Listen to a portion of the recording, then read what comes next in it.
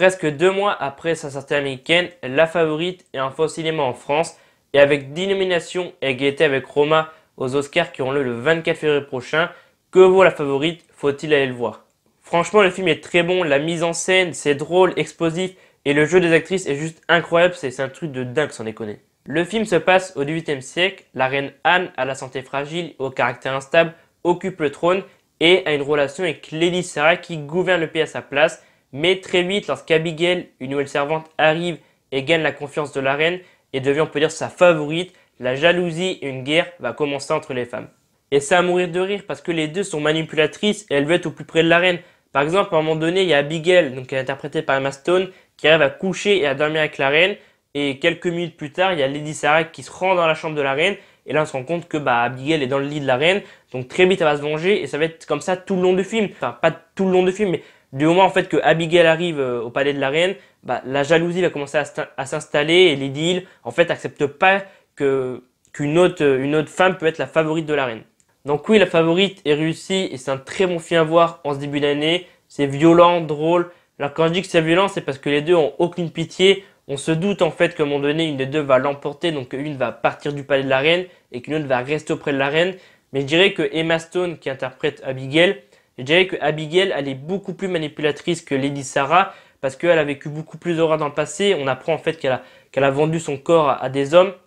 Et en fait, elle veut se sentir en sécurité auprès de la reine, elle veut tout simplement se sentir en sécurité. Alors que Lady Sarah, sans danger, elle est jalouse, elle se dit non, c'est pas possible que quelqu'un me pique ma place de favorite. Et clairement, si, c'est possible puisque Abigail est en train de le faire. Et comme j'ai dit avant, le jeu, la performance d'actrice est juste incroyable.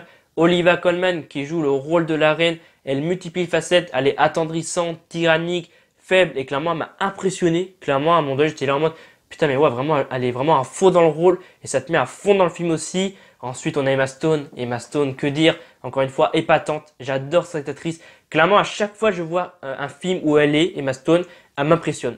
Clairement, elle peut très bien jouer la gentille comme la méchante. C'est ce qu'elle fait d'ailleurs dans le film. Voilà, elle joue la manipulatrice. En fait, elle joue la gentille avec la reine et finalement on peut dire c'est un peu la méchante du film et vraiment elle joue ça à merveille, elle contrôle aussi hyper bien ses expressions du visage, vraiment que dire sur Emma Stone, vraiment elle est juste impressionnante cette actrice, vraiment j'ai pas les mots, clairement à chaque fois que je vais la voir dans un film je suis là en mode putain mais c'est incroyable comment elle est talentueuse cette meuf, c'est waouh, elle te met une claque, dans La La Land elle m'a mis une claque et là clairement encore une fois elle m'a mis une putain de claque, vraiment juste incroyable Emma Stone dans ce rôle. Clairement, ce film a 10 nominations aux Oscars qui arrivent le 24 février prochain. Oscar du meilleur film, Oscar du meilleur réalisateur, Oscar du meilleur montage, Oscar des meilleurs décors, Oscar de la meilleure actrice pour Olivia Munn, Oscar de la meilleure actrice dans un second rôle pour Emma Stone, Oscar de la meilleure actrice dans un second rôle pour Rachel Weisz. Et clairement, il mérite toutes ces récompenses. Enfin, Emma Stone, Rachel Weisz et Olivia Munn méritent ces récompenses. Clairement, je pense qu'il y aura pas mal de récompenses. Alors ouais, j'ai oublié, mais Rachel Weisz, elle est vraiment incroyable dans le film aussi.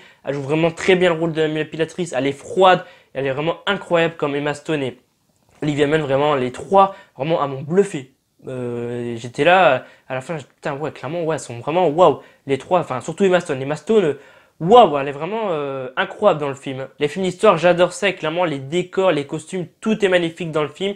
Et clairement, je comprends pourquoi il a été nominé dans la catégorie meilleur décor aux Oscars. Parce que c'est juste magnifique, clairement. De toute façon, à chaque fois que je vois un film d'histoire et que je vois les décors, les costumes, je trouve ça vraiment magnifique parce que c'est juste bien ce qu'on peut faire maintenant dans les films maintenant.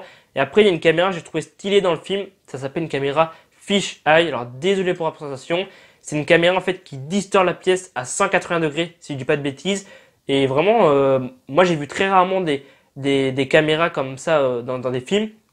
Enfin, c'est rare quand je vois des caméras qui filment en 180 degrés comme ça dans les films. Donc ouais, je trouve ça stylé. C'est déjà arrivé, je crois, dans d'autres films.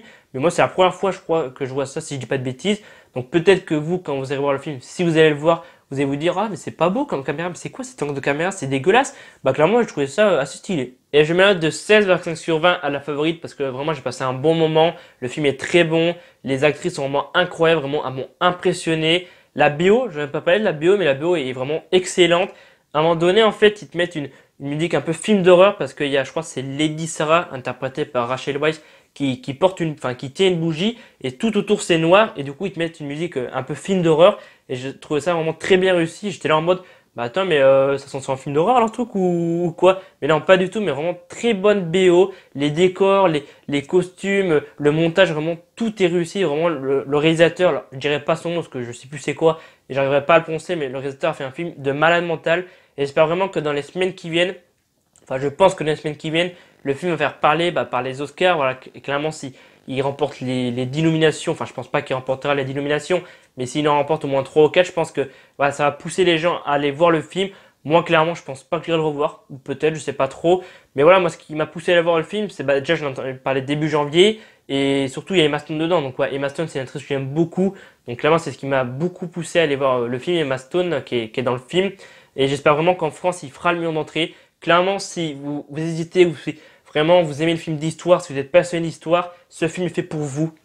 Je pense que vous n'allez pas regretter d'aller aller voir La Favorite. Peut-être que vous n'avez pas aimé, mais clairement, ouais, j'espère vraiment que il fera au moins 1 million d'entrées en France parce qu'il mérite d'être vu. Ce film, vraiment, il est très très bon.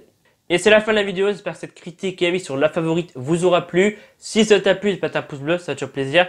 N'hésite pas à me dire en commentaire si tu as vu le film, qu'est-ce que t'en penses? Est-ce que pour toi il mérite toutes ces nominations j'allais dire au Golden Globe, aux Oscars? Et moi je vous dis à la semaine prochaine pour 2 nouvelles critiques cinéma. C'était Alban F. Salut à tous.